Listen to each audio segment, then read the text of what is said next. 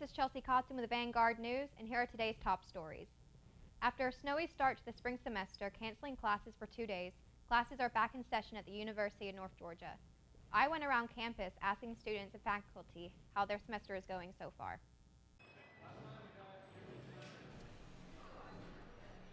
Spring semester has started at the University of North Georgia, and classes are in full swing. Although UNG had a fair bit of snow, which canceled classes for 2 days, students took advantage of that and kept studying. On this windy day, I went around campus asking students and faculty about how their semester is going so far and what they have done and what other plans or goals they might have for the semester. My goals for this semester is to pass my accounting class with an A and also do well in Enactus. And if anybody's interested, just let me know and we can arrange something out. So y'all can come participate in my club, our club. I think my semester is going pretty good. I just transferred back here. I was here for 2 years and then I transferred up to UGA and then I decided to come back because I guess I missed it. But I changed my major and now I'm double majoring in history and education. So getting through those history courses, so it's a little tough, but I'm enjoying it. So I'm really excited to see what the semester brings and hopefully get to graduation sooner than later. So we'll see. But yeah, I think it's going good. I'm taking calculus right now. That's a pain in the butt. I just want to pass calculus and then I'll be done with math. That's about it. That's all I want right now. Other than that, it's just like simple core classes, but they're not that bad. Yeah. I'm a criminal justice major. My criminal justice professor, he's Korean. He's not from here, so his accent's a little bit hard to get through sometimes. So I'm a little struggling with that a little bit, but other than that, good. A lot of things to study, but getting there. I work with students in the Human Services program. I supervise about 30 students that are placed in the field at nonprofit agencies. And this semester I actually have 27 students who are first to the field, so helping them get started and working and experiencing what it's like to work in a nonprofit is my #1 goal. And then I have 3 gerontology students that are working the field of aging, and again another 7 students that are finishing up their human services service work. So beyond that, it's nice not to have snowstorms so people can get back to normal. This is Chelsea Cotton with Vanguard News. The campuses have already closed multiple days this semester. Wonder what students do on these days off? Reporter Sarah Ann Payne went around to ask students and figure it out. Last week, all University of North Georgia campuses closed for a snow day. We went around campus the next day to ask what the students did to prepare for their snow day and how they enjoyed their day off. I did homework, actually caught up and watched Netflix with my husband. I didn't really do much of anything. I just caught up on some sleep, caught up on some homework, got ready for the next day. I like to, of course, wake up late, so I wake up around noon. I like to just make myself lunch, and I love to just hang out and watch Netflix. Whenever a snow day is about to occur, many North Georgia residents go out and buy things to prepare to be stuck for multiple days. We ask students if they do anything like this to prepare. I honestly don't really prepare for it. I just calmly just say to myself, okay, I get to sleep in. Okay, I get to just relax for the day, and I honestly just prepare myself for just a me day. Just make sure I got some warm clothes. We went to the store and got stuff to cook and some beer. This is Sarah Ann Payne reporting for Vanguard News. With Martin Luther King Day allowing students at North Georgia a day off, many take advantage of this by going on a mini vacation, catching up on homework, or relaxing at home and doing nothing. But not for sorority members on the Dahlonega campus. Here, our own Vanguard reporter, Sarah Ann Payne, takes a look at why MLK weekend is so busy for sorority members.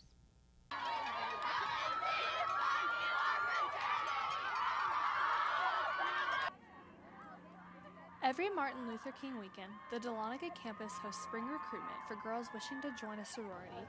To participate in Rush, each girl must at least have a 2.5 GPA, have 12 hours completed, and be a full-time student. These girls then partake in a weekend-long event to get to know about each sorority and try to decide which they want to join.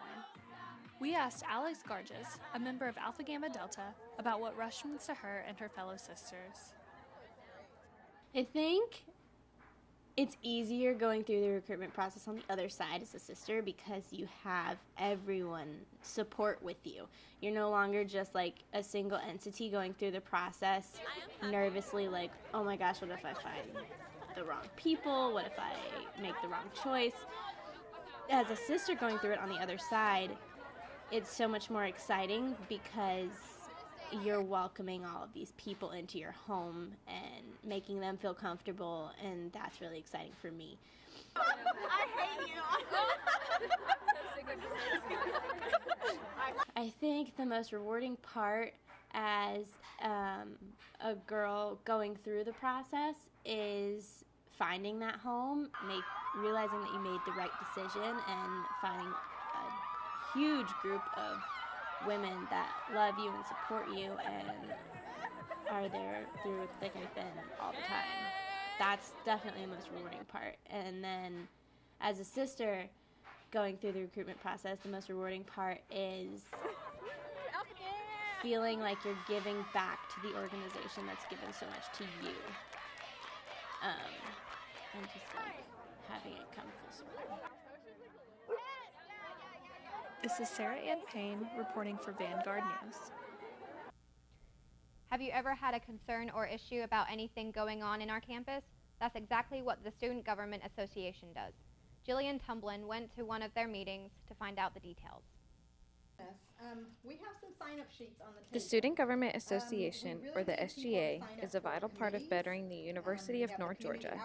The SGA President Michelle McAdams told me all about the ins and outs of this program. And so what SGA is all about is, SGA is the voice of the people. So if there's something on campus that is great, or something you don't want to happen here on campus, or something new you want to have on campus, you come to SGA, and we are basically your pathway to get to how you want to solve that problem, or like if there's a new organization you want to have on campus, SGA kind of helps you get that. We have to vote on it and stuff like that. So we're basically, to help you have the best experience you can have on campus is to come through SGA. Now if there's a problem or there's a situation with a professor or something like that, we can help you get in touch with the administrators because we are in contact with them.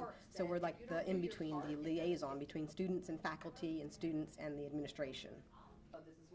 McAdams also went into detail about some of the challenges that the SGA faces. The biggest obstacle was probably parking, and we do communicate with the parking people a lot.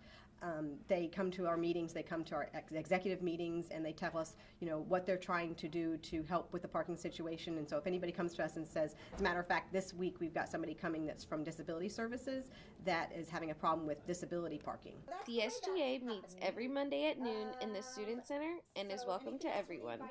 Look for Meeting Room 1 right behind the information desk. This is Jillian Tumblin reporting for Vanguard News. Because they do the women's first at 1:30.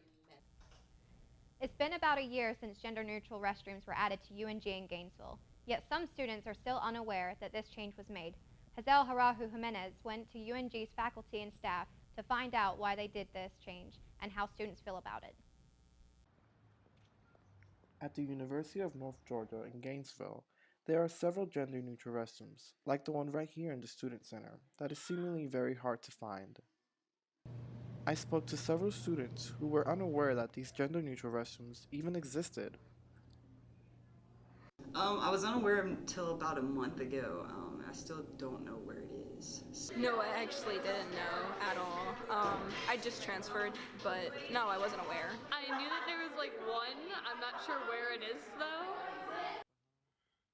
At the Student Center, I spoke to UNG's Associate for Student Life, Stacy Rowley, about what led to the additions of gender-neutral restrooms. I think that the university as a whole thought it was critical to provide students with a safe place to use the restroom depending on what their gender identity was. We've had complaints from students in the past of being bullied or confronted in restrooms when people assumed that they were not of the gender in the restroom that they were in. So the university took it upon itself to convert some single stall restrooms into gender neutral restrooms, and trying to build other restrooms when that opportunity became available to change those over. I also spoke to several students about how they felt about these restrooms. I think we should definitely have at least one in each building here, because bathrooms, it seems like a small task for most people, but that, I mean, honestly, like, is one of the biggest things for me is, okay, is somebody in the bathroom, or are people gonna look, yada yada. So, I mean, I still choose to go in the men's restroom, but it's very, very difficult. I think they're good. There's complaints about them that, you know, people will harass other people, but that's gonna happen regardless of whether or not the bathroom is gender neutral. But I think they're good for people like me who are uncomfortable with using a specifically gendered bathroom. So I think it's a positive thing to have, just to make people more comfortable with themselves. Like, I know a lot of people don't feel comfortable using one restroom or another. They need a third option, or all bathrooms are gender neutral, one or the other. It changes the name. It makes people that feel comfortable with it. I don't really care. It's called family restroom, neutral restroom. This is Giselle Rajo Jimenez for Vanguard News.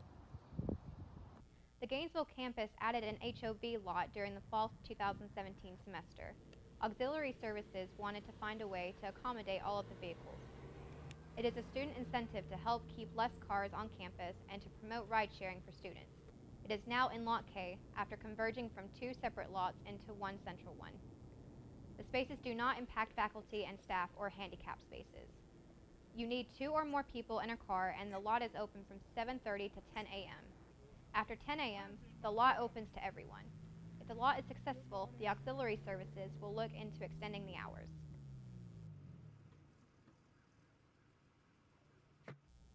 Getting in Lake Lanier sounds like a great idea during warm weather, unless the water happens to be filled with high levels of bacteria. Giselle Arajo Jimenez went to a lakeshore park in Gainesville to see what was going on.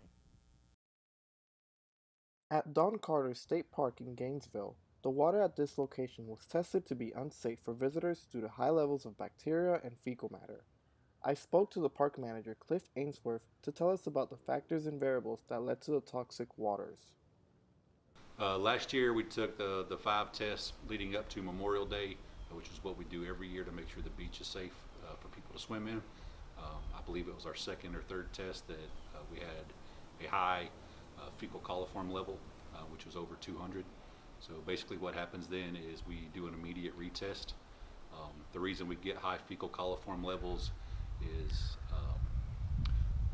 when a heavy rain comes and everything, all the farms and everything up north, all that bacteria washes down into the river and then flows down, and we just happen to be in a place where it rained really hard, and we took the sample the next day and we got a high fecal coliform level. Ainsworth then explained the process of testing the waters. What we do is DNR Parks and Historic Sites does a 5-week sample before Memorial Day. The water operator will take a cleaned bottle to take the sample with. The water operator has to be either in clean waders or on a boat with this water sample, wearing gloves, and the water sample will open the cap.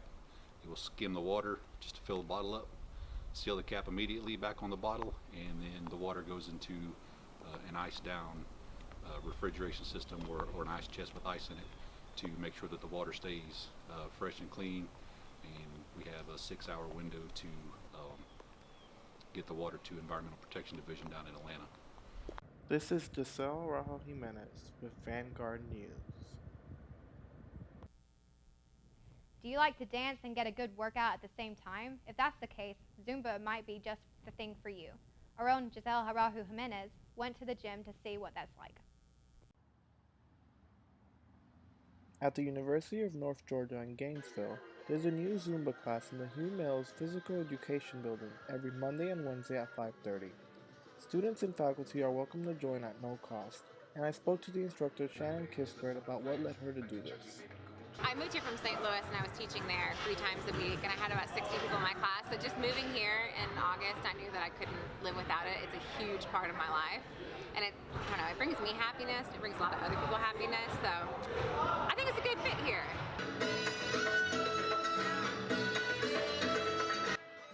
I also spoke to several students about what they like most about this class.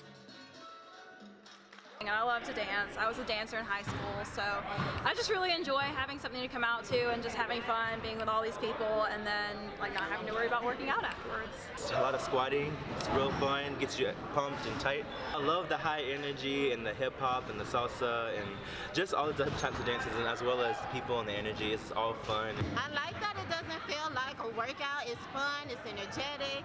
We can dance, and you know, even if you don't get the steps, I've been coming for a while now and I still miss some steps. It's okay, no one makes fun of you. It's just a lot of fun.